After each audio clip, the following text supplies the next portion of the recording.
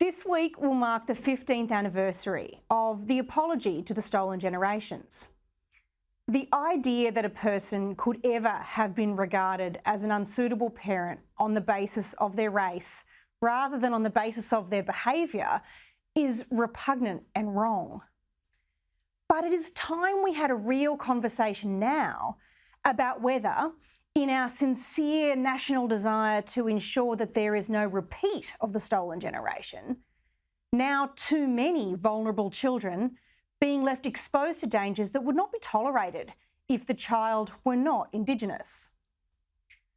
Australia's child safety system is a basket case so broken that it warrants its own show. That there are around 46,000 children in out-of-home care in Australia is a sad testament to intergenerational dysfunction, drug and alcohol abuse and welfare dependency. But it is appalling that Aboriginal children continue to be so heavily overrepresented among those 46,000.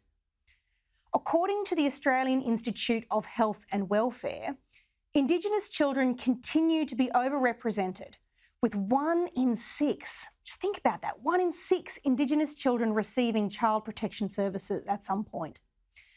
And now of those, about 1 in 18, or 18,900 Indigenous children were in out-of-home care as at the 30th of June.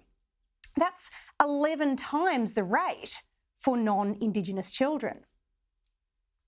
Now, to be clear, nationwide, child safety agencies prioritise but don't mandate the placement of Indigenous children with Indigenous families.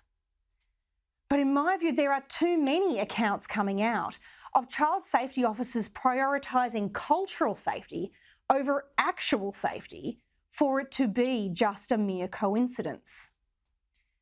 That anecdotal evidence tends to align with the sky-high child abuse and neglect numbers among Indigenous communities and is reinforced by the accounts given by courageous Indigenous people like Senator Jacinta Nampijinpa-Price and Warren Mundine.